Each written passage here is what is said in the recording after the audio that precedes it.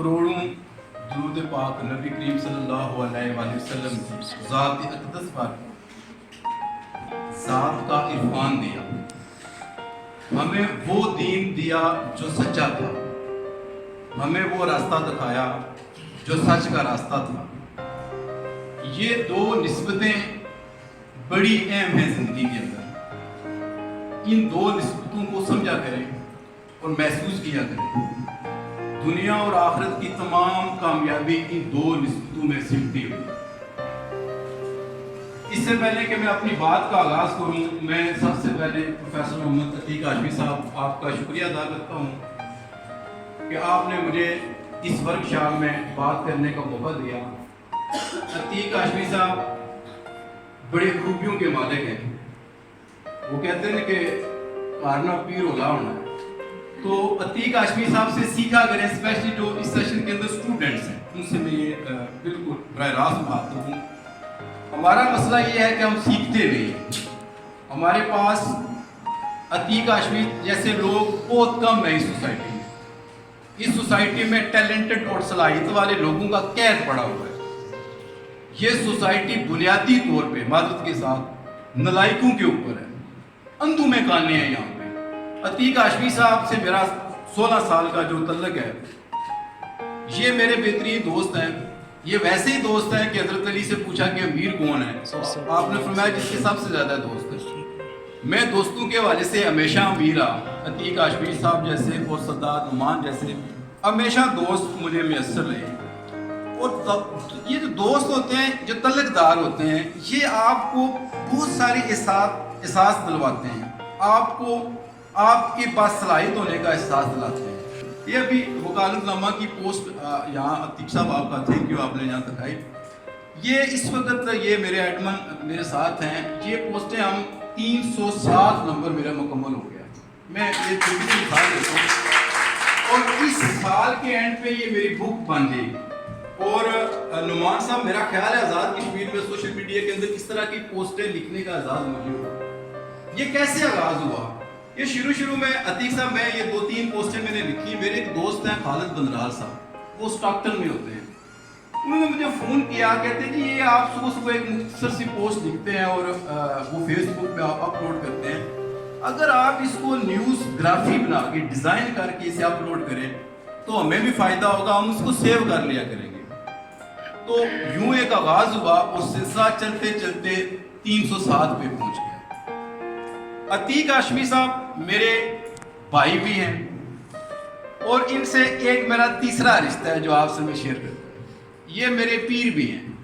मैं इन्हें अक्सर कहता हूँ कि जब आपने पीरी मुरीदी शुरू की तो मैं सबसे पहला होऊंगा जो आपसे बैत करूँगा।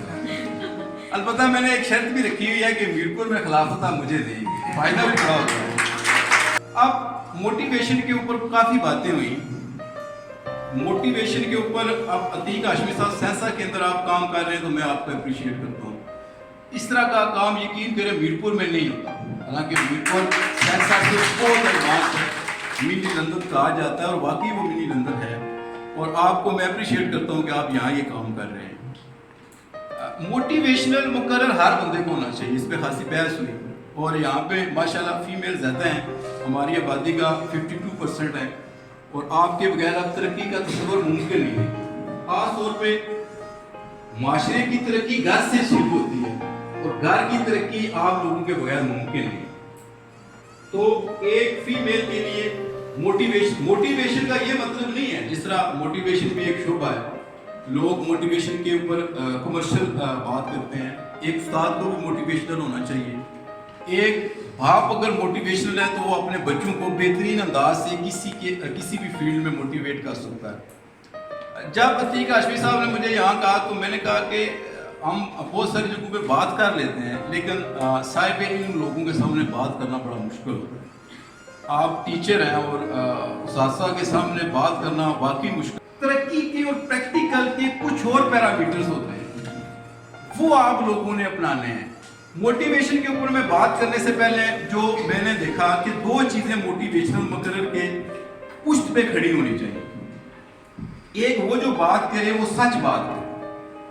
हमारे यहाँ अक्सर जो मोटिवेशनल मुकर्रर होते हैं وہ بڑے ڈرامائی انداز سے بات کرتے ہیں، وہ اسٹیج پہ چیخ رہے ہوتے ہیں، مثالیں دے رہے ہوتے ہیں. میرا بھتیجا وکاس مجھے کہتا ہے چاچو یہ جو موٹیویشنل مقرر ہوتے ہیں انہوں نے زندگی میں خود کچھ نہیں کیا ہوتا، خود کسی زندگی میں کسی شعبے میں کامیابی حاصل نہیں کی ہوتی اور کامیابی کے اوپر لیکچر دے رہے ہوتے ہیں.